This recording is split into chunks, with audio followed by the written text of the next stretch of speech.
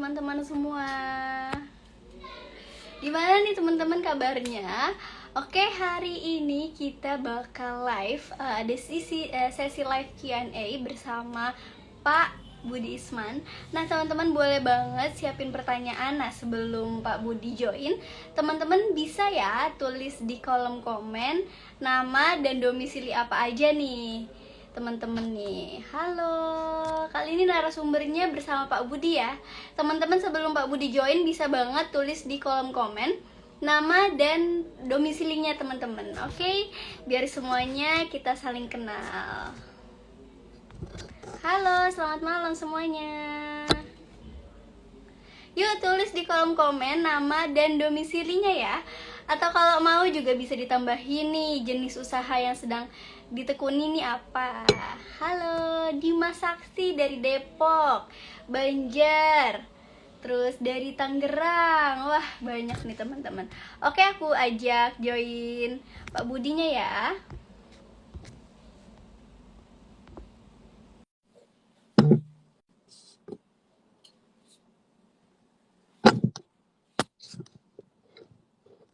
Imron dari Lampung. Wah, halo teman-teman semua.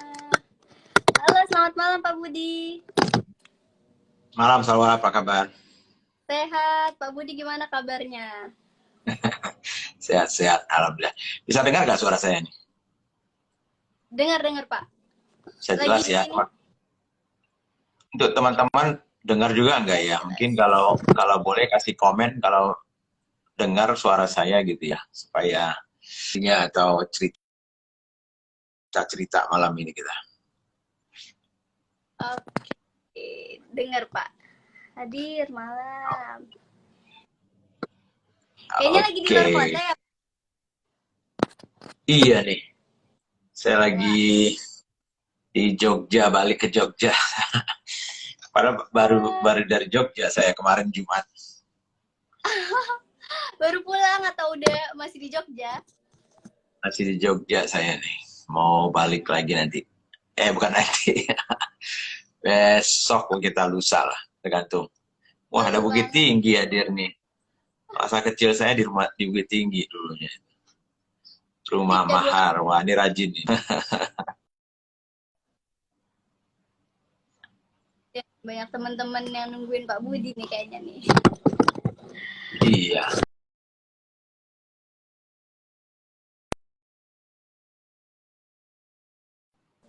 Halo Pak, maaf tadi agak error.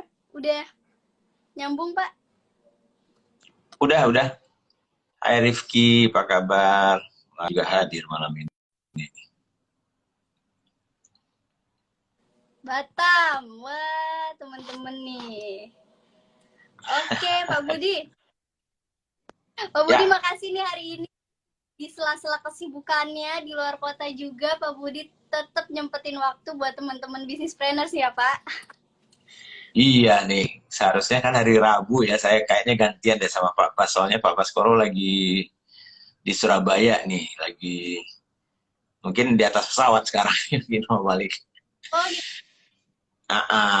Jadi udah kita giliran aja, nanti mungkin hari Rabu dengan Pak Baskoro ya. Siap. Jadi gantian nih jadwalnya teman-teman.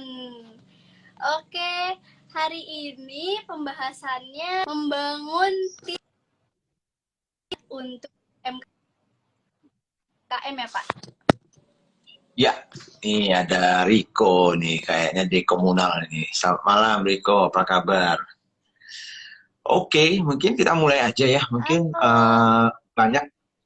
banyak topik yang bisa kita bahas sebetulnya, tapi yang salah satu yang sering mungkin topik yang banyak ditanyakan oleh teman-teman juga itu adalah mengenai bangun tim ya, terutama untuk bisnis-bisnis yang baru, untuk startup atau mungkin bisnis-bisnis yang masih kecil mungkin ya, karena banyak mungkin teman-teman ini merasa nggak bisa membangun atau punya tim yang bagus karena merasa dirinya kecil gitu ya, merasa mungkin nggak mampu membayar gitu ya. Orang kalau biasanya ya, kalau orang yang relatif bagus ya punya pengalaman banyak, mungkin mahal misalnya ya. Nah, jadi mungkin ini yang saya pengen mulai dari mungkin studi kasus ya, cerita ya, mungkin ya cerita dulu, nanti kita bahas nanti bagaimana caranya teman-teman mungkin bisa mencari jalan yang kreatif gitu ya, untuk mulai membangun timnya walaupun bisnisnya baru gitu ya. Nah, kenapa? Karena seperti yang saya sampaikan, uh, bahwa tim itu menjadi faktor yang sangat-sangat penting menurut pengalaman saya selama ini, baik pengalaman tentunya menjalankan bisnis, mengelola bisnis, ya baik yang besar maupun yang kecil, dan sekaligus juga pengalaman saya selama mungkin lebih dari 10 tahun ya, bergaul dengan teman-teman entrepreneurs yang mulai dari nol sampai yang sudah besar gitu ya sekarang ini. Nah, jadi mungkin kita mulai dari mungkin studi kasus ya, bahwa ada salah satu misalnya bisnis yang sudah saya bantu gitu ya, yang memang dari awalnya dia mulai dari nol, kemudian mencoba membangun bisnisnya gitu ya. Nah, untuk itu dia merasa perlu membangun timnya. Nah, jadi ini ada dua sisi ya. Banyak yang saya temui gitu ya, teman-teman terutama yang masih mentalnya mental UMKM ya, bahwa seolah-olah kita mulai sendiri aja dulu gitu ya, melakukan sendiri semuanya, tidak perlu orang lain, mungkin suatu saat baru kita mencoba membangun tim. Nah, di lain pihak, ada bisnis-bisnis yang mungkin berpikir besar gitu ya, walaupun mulainya sama-sama dari nol gitu ya. Nah, dan mereka yang berpikir besar dan walaupun mulainya dari nol gitu ya, mereka ini sudah mulai sebetulnya memikirkan membangun timnya dari awal gitu. Jadi bukan lagi, wah saya kan belum sanggup nih membangun tim, jadi saya kerjakan sendiri ya, kalaupun ada pembantu saya mungkin, atau mungkin sopir saya mungkin yang bantu gitu ya. Nah, sedangkan yang harus kita pelajari itu teman-teman yang punya bisnis, yang punya mental startup ya. Startup itu mungkin lebih saya sampaikan kata-kata yang mungkin startup seperti startup teknologi ya. Misalnya ya banyak yang mungkin kita lihat sekarang ini startup mungkin ya, kalau di Indonesia seperti Gojek, Tokopedia, Traveloka, nah sekarang banyak banget gitu ya. Nah, mereka-mereka itu sebetulnya pada prinsipnya kan sama ya, sama-sama nol ya, sama-sama baru mulai gitu ya. Tetapi cara mereka berpikir itu berbeda. Dari awal mereka sudah mulai memikirkan bagaimana mencari tim yang bagus gitu ya, yang bisa membantu mereka membangun bisnis menjadi bisnis yang besar gitu. Nah, makanya kalau Anda lihat misalnya bisnis-bisnis startup itu, mereka sudah mulai mencari misalnya, katakanlah dia sebagai foundernya ya, lalu dia cari co-foundernya ya, yang membantu misalnya. Mungkin dia cari orang keuangan yang kuat misalnya ya, yang punya pengalaman sebagai CFO-nya. Dia mungkin cari misalnya CTO-nya ya, Chief Teknologinya misalnya ya. Kan susah ya mencari Chief Teknologinya ya. Nah, bisa juga mencari orang marketingnya yang bagus gitu ya. Nah, tapi kalau mereka-mereka ini direkrut ya, diambil, tentunya kalau disuruh bayar mereka itu seperti karyawan biasa, mungkin belum sanggup. Karena namanya modalnya hampir dari nol kan, sama-sama dari nol mungkin ya, bootstrapping istilahnya. Jadi menggunakan dana yang ada gitu ya. Lalu kemudian, tapi kok bisa sih mendapatkan founder, co-founder gitu ya? Berarti apa? Konsepnya mereka membangun timnya di awal itu menjadi partner gitu, bukan hanya sekedar menjadi karyawan gitu ya. Ya itu caranya, karena kalau menjadi karyawan dan harus dibayar ya, nah makanya akan menjadi mahal gitu ya. Nah di awal-awal nggak mungkin ya, bukannya saya merendahkan ya, tetapi kalau bisnis kita membutuhkan katakanlah cash flow yang banyak gitu ya, lalu kita harus membayar orang-orang profesional langsung, ya kita harus punya modal yang besar. Nah, tanpa yang modal besar bagaimana? Ya contoh itu startup teknologi itu gitu ya. Bagaimana caranya mereka tetap bisa membangun timnya, mencari teman-temannya yang bisa ya bergabung atau kaum profesional pun gitu ya. Nah, kemudian cara mereka tentunya mentreat mereka itu bukan lagi sebagai karyawan, tetapi sebagai partner gitu. Nah, sehingga mereka bisa mendapatkan orang-orang yang hebat-hebat, mungkin orang yang kuliah dari luar negeri, mungkin orang yang sudah pernah bekerja misalnya secara profesional ya, kalau mereka mau gitu ya. Nah, jadi bisa saja contoh yang seperti itu menjadi sesuatu yang mungkin bisa dilakukan oleh teman-teman. Itu satu caranya ya. Sebab ya tadi itu, kalau kita misalnya mau membayar mereka gajinya, misalnya mereka dulunya mereka dibayar 50 juta sebulan. Nah, mungkin kita belum sanggup membayar 50 juta sebulan misalnya ya. Nah, tapi apa yang bisa kita lakukan? Nah, kalau kita bisa menjual ide kita ini, lalu ada plan-nya, rencana kita membangun bisnis ini yang menurut mereka mungkin sama-sama punya potensi, menurut mereka punya rasa ingin juga terlibat di situ, maka mereka bisa dijadikan sebetulnya partner. Jadi tim yang pertama itu bisa dijadikan partner gitu ya. Itu salah satu cara ya, yang mungkin bisa. Nah, teman-teman yang punya bisnis startup ya, atau terutama yang startup teknologi ya, dan sekarang pun banyak lah ya. Contohnya saja, misalnya katakanlah Haus misalnya ya salah satu yang saya terlibat ya. Di awal-awal mereka berempat gitu ya. Nah, berempat itu mereka ada yang datang dari profesional gitu ya, sudah pernah bekerja di perusahaan asing juga, ada ya, tapi mereka dijadikan partner. Nah, begitu kita membutuhkan orang yang berbeda, misalnya contohnya waktu itu adalah direktur keuangannya, karena waktu itu salah satu direktur posisi yang menurut saya harus dicari segera orang yang bagus ya, yang profesional gitu ya, maka dicarilah. Nah, akhirnya dapat ya orangnya, tapi tentunya caranya kita mengajak mereka tidak bisa seperti karyawan biasa. Nah, karena kalau menjadi karyawan biasa, kan mereka harus berhenti akhirnya bekerja di tempat yang dulu. Nah, kan nggak mungkin mereka disuruh turun gaji kan ya. Nah, sama aja belum tentu dia mau gitu ya. Nah, kalau mau lebih susah lagi kan. Nah, akhirnya itulah makanya ada cara-cara, bisa saja misalnya tadinya berbagi ya. Nah, kalau makanya banyak di startup itu para co-founder ya, mereka diberikan share-nya ya, saham untuk mereka. Bisa juga misalnya profit sharing gitu ya. Bisa juga revenue sharing ya.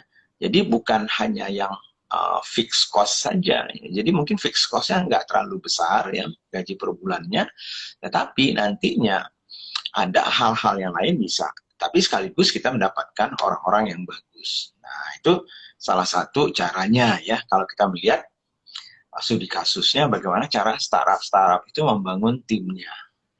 Nah, yang kedua, kalau kita nggak mau gitu, karena banyak sekali yang saya lihat teman-teman yang mentalnya tidak sama dengan mental-mental startup gitu ya. Mentalnya mental ya bisnis biasa lah gitu ya. Nah, biasanya mereka nggak mau berbagi gitu. Nah, mereka, wah nggak bisa, nanti saya bagaimana ini kan itu ya. Nah, pokoknya saya sendiri aja. Nah, kalau Anda tipe yang seperti itu, ya memang akan lebih sulit tentunya. Tapi mungkin ya ada caranya, misalnya untuk kita misalnya mencari orang-orang yang mungkin baru tamat sekolah ya. Entah itu S1 misalnya ya, entah itu D3 ya, sesuai dengan kebutuhan. Nah, salah satu yang paling bagus menurut saya adalah, tapi harus ada kerja keras kita. Artinya kita harus mendidik mereka juga. Jadi mungkin nggak bisa kita langsung mendapatkan pengalaman mereka. Tapi mungkin kita bisa meng-hire mereka cukup dengan UMR saja gitu ya. Tetapi mereka punya potensi mungkin untuk berkembang, tapi kita ajarkan mereka bagaimana supaya mereka nantinya itu bisa menjadi bagian dari tim kita untuk masa depan. Tapi konsekuensinya, karena mereka juga mungkin baru bekerja gitu ya, belum pernah bekerja pengalaman, ya kita harus mencoba mendidik. Nah, untuk melengkapi itu biasanya karena kita sama-sama kita juga baru berbisnis, tim kita juga baru. Nah, salah satu caranya adalah mencari mungkin penasehat, advisor, mentor ya yang mau membantu ya, mendidik, mengembangkan ya tim ini dan juga termasuk Anda sendiri yang dimana mungkin mentor atau ini nggak perlu mungkin harus dibayar ya, mungkin caranya macam-macam ya, bisa misalnya sharing, bisa misalnya revenue sharing, bisa profit sharing, untuk mencoba memanfaatkan kemampuan mereka itu untuk mendidiknya. Jadi itu juga caranya. Nah, cara ketiga tentunya bisa aja kalau Anda punya duit ya tentunya ya, mungkin Anda punya duit 10 miliar gitu ya, modal Anda mungkin 3 miliar, kemudian Anda hire semua orang-orang profesional ya dengan gaji yang mungkin sudah besar. Karena untuk mencari orang-orang yang profesional yang sudah punya pengalaman ya, lalu disuruh bekerja di tempat Anda yang baru, belum dikenal, brandnya juga nggak jelas gitu ya, nasibnya juga belum tahu, resiko untuk mereka makin tinggi. Pasti mereka juga berkeinginan untuk tentunya mencari selamat toh. Jadi kalau misalnya risikonya tinggi, mereka tentunya harus ada sesuatu iming-iming yang lain yang akan mau menarik mereka mau masuk ke bisnis Anda, kan gitu ya. Jadi ada 3 modal yang saya lihat ya. Tadi modal startup teknologi itu yang mungkin bisa ya. Jadi jadikanlah misalnya orang-orang tim yang kuat itu menjadi founder atau co-founder atau partner Anda gitu ya. Sehingga mereka dibayar mungkin sweat capital istilahnya ya, dengan saham, mungkin dengan profit sharing, mungkin dengan revenue sharing. Nah, tapi kemudian membantu Anda membangun. Yang kedua tadi itu adalah dengan mengambil orang-orang yang baru, fresh graduate namanya, tapi berarti tetap saja Anda harus mencari mungkin mentor ya, mungkin coach ya, mungkin juga advisor ya, yang bisa mengarahkan Anda sekaligus mendidik. Nah, caranya Anda mengkompensasi advisor, mentor, coach itu ya terserah masing-masing ya. Tapi minimal kan mereka nggak terikat gitu ya. Nah, kemudian yang terakhir ya tadi itu, kalau Anda punya uang, Anda langsung mau rekrut orang yang bagus, ya silahkan aja. Ya, itu juga bisa gitu ya. Nah, kalau enggak, berarti resikonya adalah Anda mencari orang yang mungkin tidak terlalu kompeten ya. Mudah-mudahan tentunya kadang-kadang nasib Anda beruntung ya. Anda cari orang yang mungkin harganya murah gitu ya, tapi bagus gitu ya. Itu beruntung, tapi jarang ya. Kalaupun ada ya, Anda termasuk yang beruntung gitu ya. Nah, tapi yang intinya apa sih? Intinya adalah kalau Anda percaya bisnis Anda ini potensi untuk bisa dikembangkan, potensi untuk sebetulnya bisa menjadikan ini adalah sebuah legendanya Anda, dan Anda mau mengajak tim itu untuk bersama-sama menuju mimpi Anda itu, seharusnya Anda tidak takut juga mengambil risiko untuk berbagi dengan mereka. Ya, jadi jangan pelit gitu, jangan mau sendiri aja. Nah, terakhir tentunya ya bagi saya ya, kalau Anda yang belajar Smart Business Map SBM, baik yang e-course-nya di business.id atau mungkin ada teman-teman yang sudah mendaftar di Smart Business Map Advance ya, yang lanjutannya untuk bulan Maret offline gitu ya, silakan nanti lihat. Nah, di situ selalu saya tekankan di pertanyaan nomor 12, pentingnya membangun tim itu.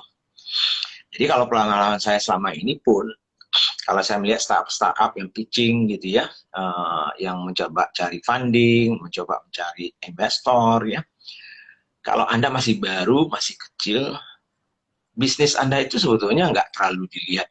ya pasti ya dilihat ya potensinya, pasti dilihat juga keinginan apa namanya apa ya, kemungkinan yang segala macam. Tapi yang paling banyak dilihat termasuk saya gitu ya, adalah siapa andanya, siapa tim anda ya. Nah, jadi ada studi kasus yang lain, misalnya ada perusahaan lain yang kita bantu, misalnya foundernya para entrepreneur semua, tapi tidak punya pengalaman sama sekali untuk manajemennya. Oke, nah mungkin dicarikan itu, mungkin orang-orang yang sudah punya pengalaman manajemen dan segala macamnya. Lalu saya minta mereka dijadikan partner juga gitu. Ya, jangan hanya karyawan. Kalau jadi karyawan aja, kalau mampu bayarnya nggak apa-apa gitu. Tapi kalau nggak bagaimana? Gitu. Mau nggak? Nah, jadi istilahnya saya itu jangan sepelekan membangun tim ini, ya, karena tim inilah yang akan mengeksekusi rencana Anda. Mereka lah yang akan membawa Anda bisa sukses atau tidak nantinya. Mungkin itu dulu pembukanya ya, Salwa ya. Mungkin bisa kita buka ya pertanyaan mungkin ke teman-teman ya, baik dari sisi pertanyaan mengenai topik kita malam ini ya, bagaimana membangun tim ya di awal-awal dari bisnis Anda. Tapi kemudian juga bisa saja pertanyaan yang lain kalau mau gitu ya, silakan ya. Nah, nanti saya coba menjawabnya. Gitu, Salwa. Siap, terima kasih Pak Budi atas penjelasannya. Ini udah banyak banget pertanyaan yang masuk. Nah, saya mulai bacain ya Pak. Ini pertama ada dari Astika Zansari. Astika. Halo Pak, caranya bagaimana menangani tim sales yang bermasalah namun ada keterbatasan untuk replacement karena kesulitan SDM yang cocok, sedangkan waktu berjalan mereka semakin nakal dan menjadi kanker di perusahaan. Wah, serem banget nih Pak, menjadi kanker di perusahaan. Oke. Jadi bagaimana cara menangani misalnya tim sales yang bermasalah ya, karena mereka mungkin menjadi kanker gitu ya di perusahaan, apalagi mereka mungkin melakukan hal-hal yang seharusnya tidak boleh dilakukan. Nah ini kan sama dengan itu kan pilihan kita ya, dan juga nilai atau value, nilai-nilai atau budaya yang ingin Anda tanamkan di bisnis Anda, gitu ya. Kalau Anda menanamkan nilai-nilai atau budaya integritas, ya, trust, kepercayaan, kejujuran, dan segala macamnya, dan kalau ada tim Anda yang tidak punya itu, seharusnya tim itu tidak lagi di bisnis Anda. Kan gitu ya. Kalau saya sih simpelnya adalah, kalau mereka melakukan sesuatu yang di luar jalur, apalagi kalau sudah sampai misalnya melakukan perusakan, korupsi misalnya ya, mengambil uang ya, integritas yang nggak ada, bagi saya itu sudah pasti harusnya itu langsung dikeluarkan saja ya. Nah memang resikonya ada pasti kan itu ya. Resikonya pasti ada. Oh biasanya kan sering begitu tuh, orang ini bagus ya, jualannya untuk kita bagus, cuman dia nakal gitu. Mungkin dia curi uang kita sekarang. Nah pertanyaannya, Anda mau nggak bisnis Anda itu masih ada orang yang maling kayak gitu di bisnis Anda? Itu sama kayak Anda punya sebetulnya tumor gitu ya, yang sudah menjadi kanker ya di kaki Anda ya. Nah Anda punya tubuh nih ya, ada tangan, ada kepala, ada badan, ada kaki. Nah kebetulan kankernya ada di kaki Anda. Nah pertanyaannya adalah, kalau saya sih, kanker nih walaupun saya harus amputasi kaki saya potong nih kaki saya amputasi supaya kankernya hilang. Asal tubuh saya dan yang lain-lain itu bisa sehat gitu. Karena walaupun saya amputasi kaki saya, mungkin cacat saya sementara, tapi saya bisa ganti dengan mungkin kaki palsu, mungkin dengan kaki kayu ya. Tapi minimal saya masih hidup gitu. Tapi kalau saya pengen tampilnya masih bagus, kakinya masih ada, padahal kankernya sudah ada di sana, Bisa-bisa kanker itu kan menjalar kemana-mana, bisa ke otak, bisa ke tangan, dan segala macam, akhirnya mati.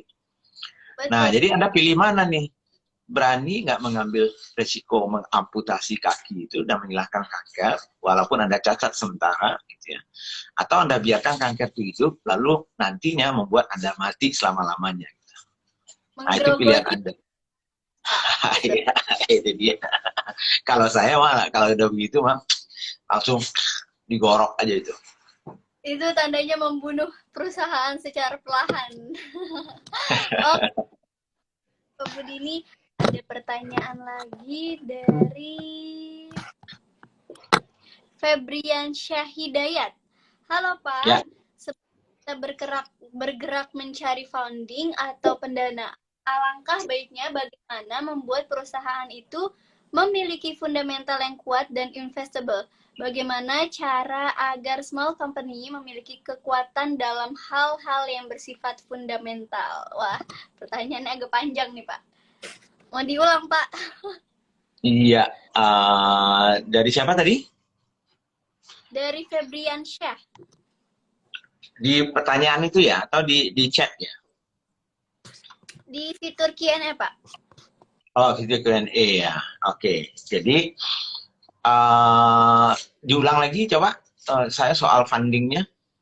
Ya, jadi sebelum kita bergerak mencari funding, bagaimana membuat perusahaan itu memiliki fundamental yang kuat dan investable gitu Pak, agar small company-nya itu memiliki kekuatan. Ya, ya memang sebelum kita, ya tergantung tadi itu, seperti saya bilang bahwa ada orang dari awal sudah apa namanya ya, sudah mencari funding walaupun bisnisnya baru gitu ya. Uh, tapi ada juga orang yang menunggu fondasinya kuat dulu, baru mereka mencari fundingnya. Ya terserah sih. Kalau saya sih, ya kalau memang Anda bisa membangun bisnisnya dulu, ya baru Anda. Nah, tapi membangun bisnis yang punya fundamental yang kuat itu menjadi PR. Nah, makanya sebetulnya yang paling sering saya sampaikan adalah kalau Anda belajar ya Smart Business Map yang di e-course-nya itu saja, ada 12 pertanyaan di sana. Ya, di modul 3 modul itu ya. Sebetulnya 12 pertanyaan itu kita sudah desain gitu ya. Kita sudah desain sedemikian rupa supaya di awal-awal Anda membangun bisnis itu fundamentalnya itu sudah mulai Anda perhatikan dengan menjawab pertanyaan-pertanyaan yang ada di Smart Business Map itu. Dengan 12 pertanyaan itu, lalu kalau Anda buatkan rencana berdasarkan 12 pertanyaan itu dan Anda eksekusi itu, sebetulnya itu adalah dasar yang sudah mulai Anda membangun bisnis yang menurut saya fundamentalnya akan kuat nantinya. Nah, once itu sudah berjalan, maka boleh-boleh saja Anda mencari funding setelah itu, gitu ya. Nah, jadi ini saya kasih contoh ya, misalnya ya, waktu itu Haus misalnya ya, Haus itu mungkin pesawat tahu Haus nggak?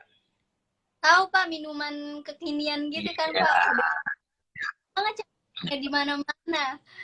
Di tempat iya. tinggal saya kayaknya setiap belokan tuh udah ada Pak. Nah, mereka juga begitu. Waktu ketemu sama saya itu, pertama ketemu itu, waktu itu ada workshop Smart Business Map yang offline-nya. Itu kira-kira 4 tahun yang lalu gitu.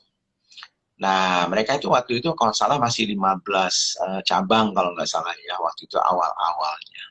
Nah, tapi mereka semua foundernya dan 4 orang itu belajar di situ gitu ya. Mereka mempelajari sebetulnya menjawab pertanyaan 12 itu, kemudian mencoba melihat kembali bisnisnya.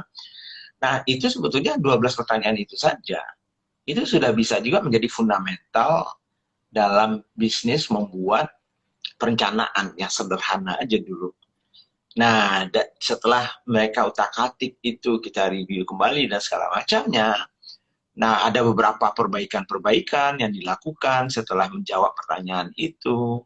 Nah, kemudian di tahun kedua, kalau nggak salah saya itu, setelah tahun kedua, baru karena memang mereka pengen mencari funding gitu ya. Awal-awalnya mereka itu kan hanya karena nggak punya uang, tentunya mereka mencari mitra gitu ya. Untuk setiap outlet itu ada mitra 1, mitra 2. Tapi setelah 60 outlet kalau nggak salah itu mereka tidak lagi, karena mereka sudah bisa sebetulnya mendanai, cuman kurang cepat gitu. Nah, Oh, karena pengen mimpinya cepat untuk bisa mengembangkan bisnisnya, makanya waktu itu direncanakanlah untuk mencari funding investor dari luar gitu ya. Karena tidak pengen ada utang kan gitu ya. Nah, oleh karena itulah disusunlah bisnis plan yang baru, perbaikan-perbaikan dilakukan ya. Nah, setelah itu, setelah tahun kedua itu sudah dapat funding dari salah satu venture capital BVI ya, BBI ya. Uh, jadi mereka bangun dulu fundamentalnya, mereka eksekusi, mereka bangun, mereka perbaiki. Nah, salah satunya tadi saya cerita soal timnya, timnya termasuk timnya kita kuat. perbaiki juga. Iya, karena kalau nggak bisa gitu.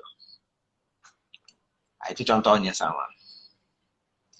Oke, siap. Terima kasih Pak Budi. Semoga terjawab ya Kak Febrian Hidayat ini. Lanjut pertanyaan selanjutnya ada dari bentar, Pak. Ilyas underscore Saha. Malam Pak Bud, saya sudah ada punya tim yang sudah dalam penetapan tugas tanggung jawab yang saya berikan. Namun Ya, ada persoalan soal kecepatan dan ketetapan dalam manajemen yang masih tidak maksimal.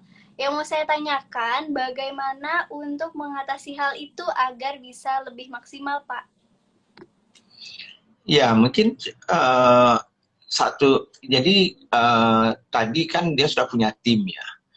Nah, tim ini tentunya nggak bisa dibiarkan seperti itu saja gitu ya. Pasti tim ini belum perfect, belum sempurna. Jadi setiap tim itu tentunya pada saat dia masuk, Anda juga harus berikan kesempatan mereka untuk belajar, mempraktekkan. Kemudian Anda mungkin harus mentor juga mereka kalau Anda bisa. Kalau enggak, ya cari jalan bagaimana mereka bisa belajar ya untuk menjadi orang-orang profesional yang kompeten gitu. Jadi kalau misalnya mereka kurang paham ilmu manajemen, ya Anda harus berikan kesempatan mereka untuk mau belajar ilmu manajemen misalnya, untuk dieksekusi. Jadi jangan berharap Anda akan mencari tim, lalu setelah itu masuk seolah-olah mereka akan langsung sempurna menjalankan seperti apa Anda mau. Itu nggak akan bisa. Jadi Anda tetap harus membantu mereka, mengembangkan mereka, memberdayakan mereka, kemudian mendidik mereka. Ya, itu wajib, nggak bisa nggak seberapa pun. Jadi sedangkan saya saja yang sudah jadi CEO dulunya, tetap saja mentor saya di atas saya itu tetap melakukan mentoring itu saya, tetap saja coaching ke saya, tetap juga memberikan kesempatan saya untuk belajar ya. Saya sudah jadi CEO nih perusahaan asing nih. Jadi nggak ada batasannya untuk belajar itu. Ya. Nah, apalagi kalau timnya masih di bawah, tim yang orang di bawah, kemudian pengalamannya mungkin nggak banyak, ya itu udah kudu wajib harus dilakukan itu. Oke, siap. Terima kasih, Pak. Semoga terjawab ya, Kak Ilyas ini. Oke, lanjut ke pertanyaan selanjutnya. Ini ada dari bentar, Pak. creativeinfinite.id. Halo Pak, bagaimana cara membangun tim startup brand khususnya di industri fashion ya Pak? Saya juga bagaimana cara membangun tim startup brand khususnya di industri fashion. Mungkin startup fashion mungkin ya. Bagaimana membangun tim startup fashion gitu ya. Saya nggak, ya sama sih sebetulnya ceritanya ya. Jadi kalau Anda pelajari startup itu, ya tentunya pertama ya kalau Anda belajar kembali Smart Business Map, apalagi kan nantinya ada yang advance ya, yang lanjutannya nantinya di bulan Maret itu, Nah, nanti Anda pertama tentunya membangun startup itu Anda harus pilih dulu fashion itu kan luas sekali nih. Fashion apa sih yang mau Anda bangun kan gitu ya. Apakah itu fashionnya itu adalah baju ya, apakah fashionnya itu misalnya sepatu ya, itu harus clear dulu. Kemudian kalaupun baju kan banyak ya, baju siapa, perempuan kah, laki-laki kah, muslimah kah, muslim kah, banyak lagi. Jadi harus clear dulu. Nah, dari situ baru kita pikir bahwa ini ada potensial nggak kita ingin bangun bisnis ini. Nah, kalau punya potensial, nah mungkin dari situ Anda mulai mungkin istilahnya itu mencoba membuat rencana ya simple lah ya, punya rencana. Jadi kalau Anda lihat startup itu dia pasti punya rencana, gitu, planningnya. Mau diapakan ya, apa sih, kenapa sih mereka membuat startup itu, siapa target marketnya, seberapa besar pasarnya, itu semuanya ada rencanaannya mereka. Itu semuanya SBM, Smart Business Map, ya kalau Anda lihat gitu. Nah, jadi itu kalau itu udah ada, nah dari situlah mungkin Anda bisa bicara dengan beberapa teman-teman Anda yang menurut Anda mungkin bisa menjadi tim Anda nanti. Nah, kalau misalnya mereka itu merasa bahwa, oh ternyata ini kayaknya sejiwa juga nih dengan saya pengen juga nih terlibat di situ. Nah, mungkin aja Anda menawarkan, bisa mau nggak menjadi co-foundernya? Mau nggak menjadi timnya dia kan itu ya. Nah, dari situ sih awalnya sih kalau Anda lihat ya cara-cara teman-teman di startup itu, dia lihat kebutuhannya apa saja.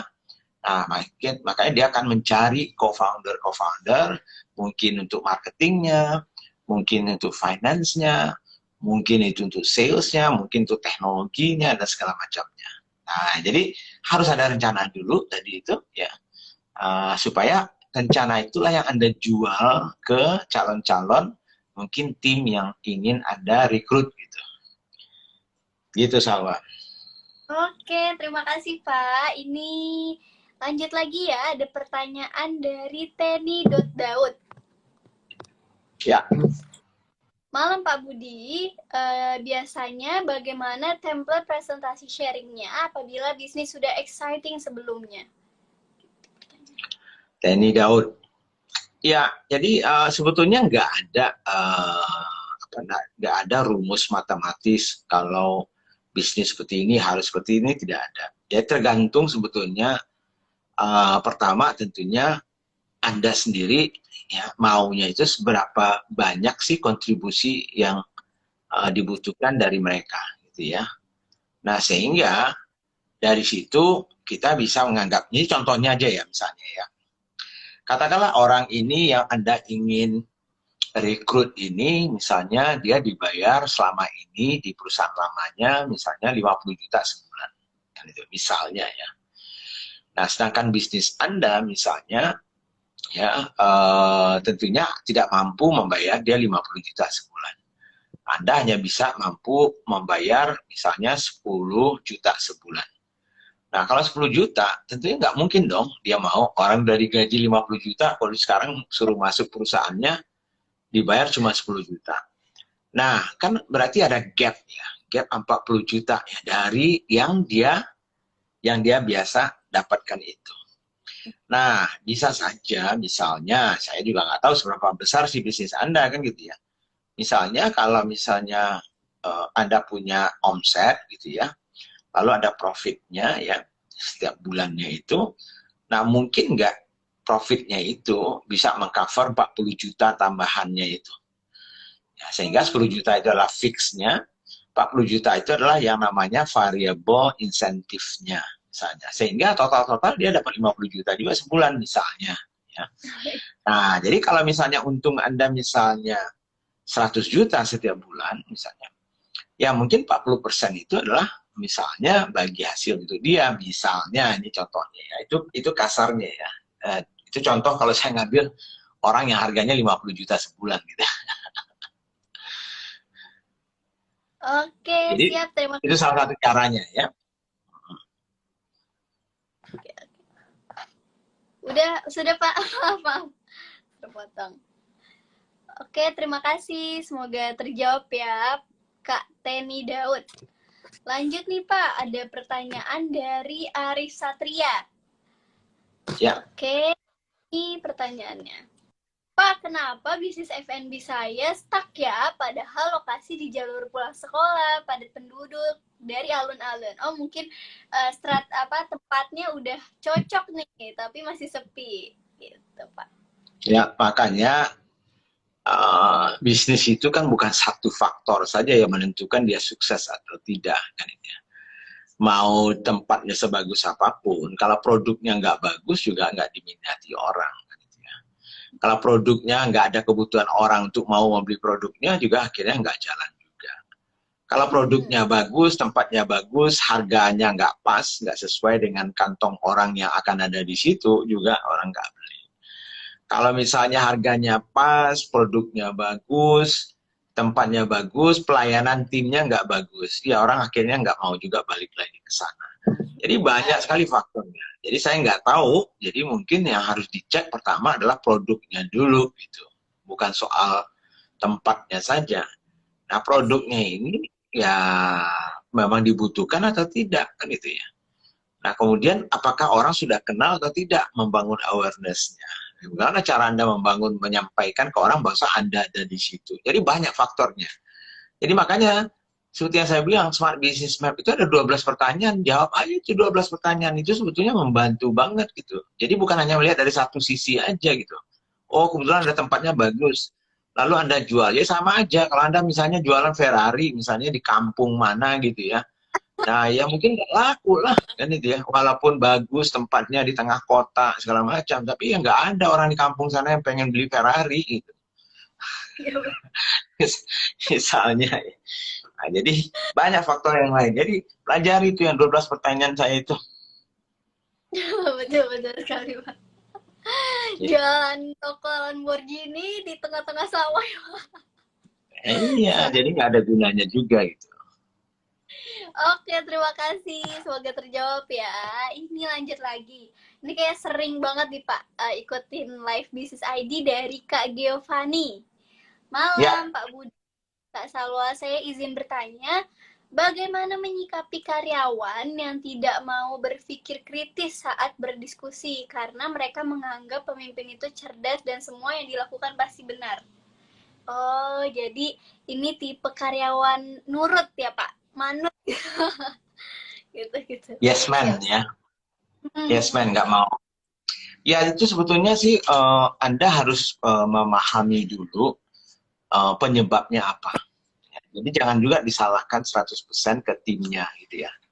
Kadang-kadang ownernya, foundernya, CEO-nya, pemimpinnya itu sendiri gitu ya, yang menyebabkan mereka nggak mau berpikir kritis gitu.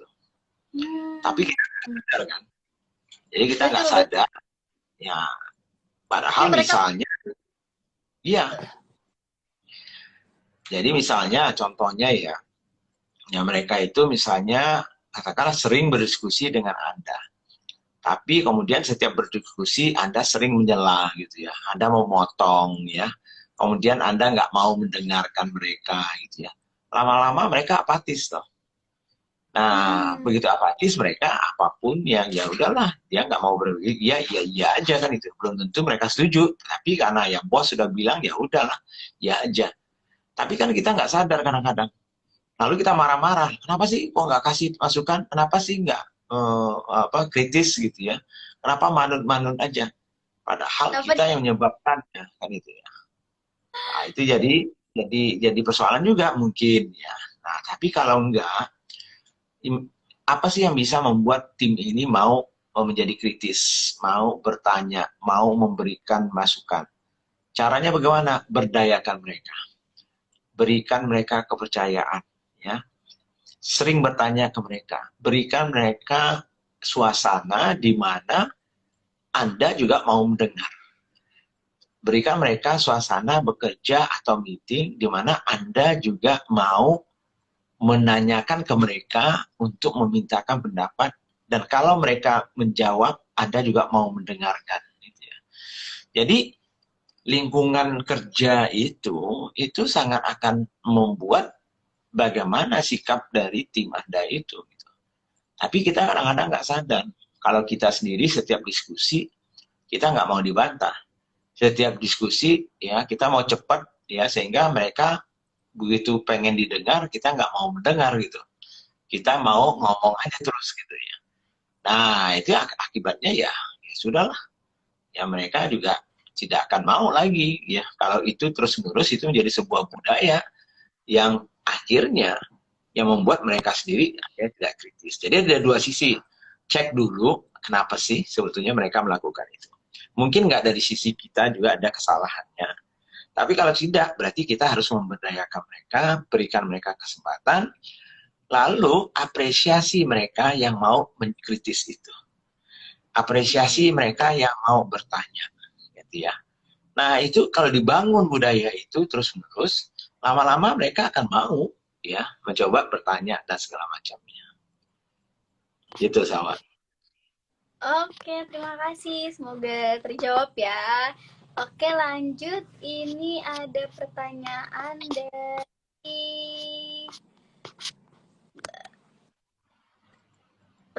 Kukus Daryanti. Pertanyaannya keluar dari tema ya, Pak. Saya mau tanya Ya. tentang charge 3% untuk cafe shop. Apakah harus menunggu hing omset stabil atau bisa dilakukan mulai saat ini? Ketakutannya kalau customer akan komplain. Saya nggak ngerti itu service charge 3% itu apakah itu wajib atau tidak ya. Ya, jadi artinya kan makanya caranya kita pricing strategi namanya ya. Bagaimana kita menetapkan harga untuk konsumen kita. Jadi bisa saja misalnya kita menetapkan harga misalnya 20.000 nih di coffee shop ya. Tapi setelah harganya 20.000, kemudian waktu mereka membayar, lalu di POS-nya ya atau di apa namanya itu ya, di slip-nya itu ya, slip pembayarannya itu tertulis harga 20.000, ada service charge, ada mungkin pajak misalnya 10% ya, sehingga dia nggak membayar 20.000, tapi dia membayar misalnya 22.000 misalnya ya. Nah, caranya ada dua. Kalau konsumen itu belum biasa ya, belum biasa dengan cara seperti itu. Nah, bisa saja pricing kita adalah kita menjualnya bukan 20.000 tapi 22.000. Tapi dari di 22.000 itu sebetulnya sudah masuk service charge, sudah masuk semuanya. Jadi kita sebutkan aja itu sudah termasuk service charge. Jadi nggak kelihatan gitu. Nah, biasanya kalau orang itu akan komplain itu kalau kelihatan gitu. Ya apaan ini misalnya. Ya, tapi kalau orang sudah biasa, kalau misalnya biasa di hotel misalnya ya, minum kopi ya bisa di mungkin coffee shop yang besar gitu ya, ada service charge, ya mereka nggak masalah sih sebetulnya gitu ya. Jadi tapi kalau nggak biasa caranya ya tadi itu nggak usah dipisahkan, dimasukkan ke dalam itu, tapi dalam perhitungannya itu sudah termasuk di situ. Nah itu sih caranya gitu. Oke, siap-siap. Terima kasih Pak Budi. Ini kayak pengalaman misalnya saya tuh beli makanan online nih misalnya ya Pak, di GrabFood atau GoFood gitu. Kan di situ ada tertera charge ya Pak, misalnya 3.000. Nah, itu udah masuk ke penjualan makanannya, charge-nya, ongkos kirimnya, jadi kita lihat cuma jumlahnya gitu ya Pak. Oke, Ya, lanjut nih pertanyaan dari Fenry.me. Selamat malam Pak Budi, bagaimana cara mengatasi ketika berbisnis yang membutuhkan hanya pada saat momen-momen tertentu pas lagi ramai? Misalnya pas bulan Ramadan, penjualan naik sehingga membutuhkan banyak tim CS. Oh, mungkin misalnya jualan nastar gitu ya Pak, kue lebaran gitu. ya. Ya memang itu kan pilihan kita ya, kembali ya. Kategori bisnisnya kita itu harus kita pahami. Jadi ada kategori bisnis yang mungkin memang lebih banyak jualannya di masa-masa tertentu saja. Seperti misalnya ya, bisnis sirup lah misalnya ya. Sirup itu sepanjang tahun mungkin nggak banyak jualannya gitu ya. Tapi pada saat bulan Ramadan misalnya ya, pada saat bulan puasa, ya mau lebaran, baru 3 bulan itulah paling rame gitu ya. Nah sisanya dia nggak banyak. Nah bagaimana caranya kan gitu ya. Nah kita ada dua cara. Pertama kita harus tahu dulu yang mana yang betul-betul fix ya, kira-kira yang rutin itu seberapa sih kebutuhan CS kita misalnya ya. Jadi katakanlah misalnya untuk bisnis yang rutinnya itu kebutuhan CS kita cuma 2. Tapi suatu saat ya, pada saat misalnya bulan puasa, ada selama 2 bulan itu kita membutuhkan lebih dari itu. Nah caranya bagaimana? Satu misalnya, kalau kita nggak mau menambah CS-nya, mungkin pembeliannya itu kita usahakan dibuatkan lebih merata. Jadi misalnya ya kita bilang sama customer kita, Ibu lebih bagus order sekarang Bu, walaupun masih 2 bulan lagi nih ya, daripada sulit nantinya misalnya. Jadi nggak numpuk di satu tempat gitu atau di satu waktu gitu ya misalnya. Itu salah satu caranya meratakan sales forecast-nya. Lalu yang kedua yang bisa dilakukan adalah bisa juga kita mencari tenaga yang memang kita didik ya untuk waktu-waktu tertentu saja gitu. Jadi mereka itu dididik menjadi orang yang kita hire hanya untuk 2-3 bulan itu saja. Pada masa peaknya namanya, masa puncak-puncaknya itu kita masukkan. Setelah itu mereka enggak lagi. Nah caranya bagaimana? Ya bisa saja kita cari orang-orang yang memang juga enggak mau kerja full time. Kan banyak juga orang yang nggak mau kerja full time. Saya maunya hanya 3 bulan aja lah, bisa kumpulin duit untuk lebaran ya kan misalnya.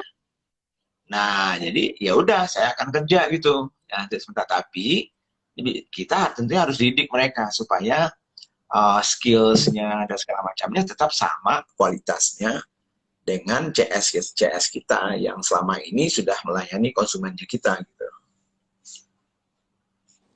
Oke, siap. Terima kasih Pak Budi. Ini kayaknya ada pertanyaan terakhir nih Pak, tentang workshop. Jadi mungkin Pak Budi sambil bisa jelasin nih tentang workshop yang akan ada di bulan Maret nih. Dari Pak Sandi Kurniawan.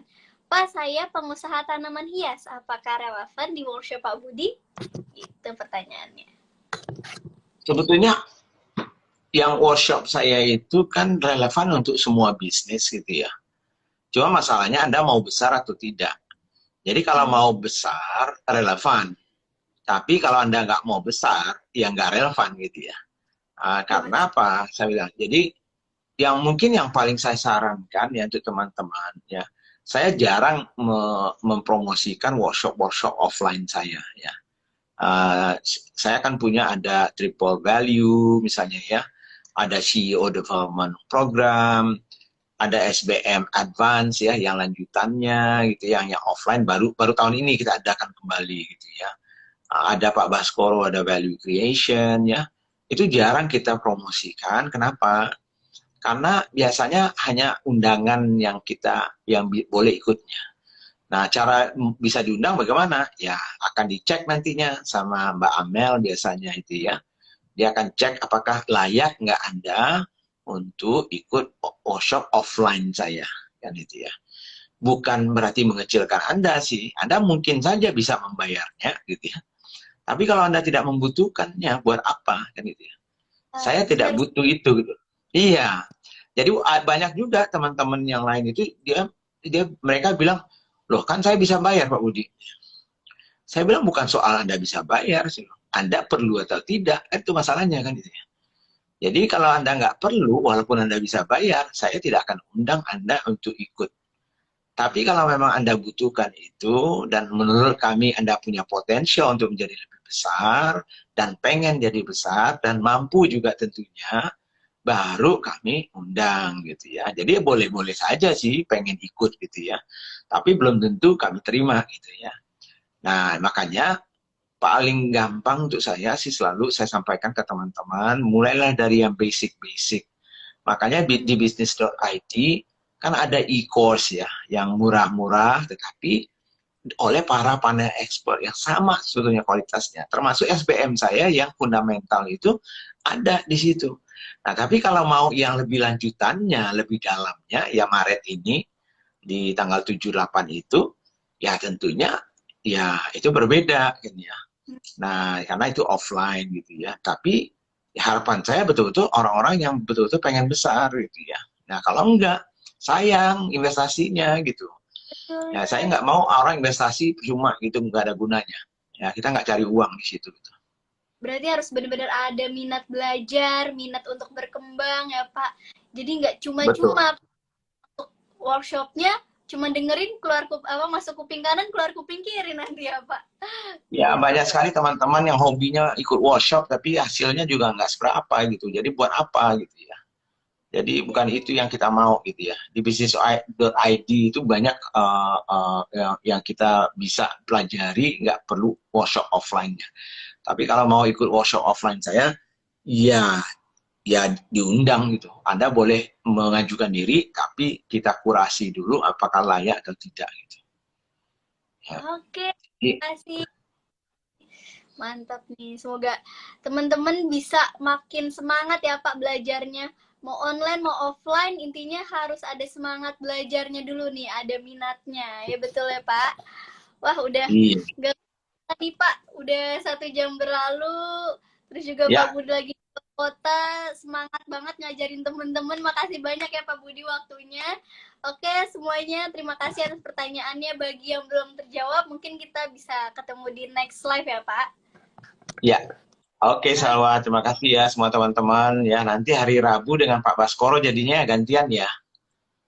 siap. Oke, terima Oke. kasih. Terima Malam, kasih selamat semuanya. Selamat malam. Assalamualaikum. malam.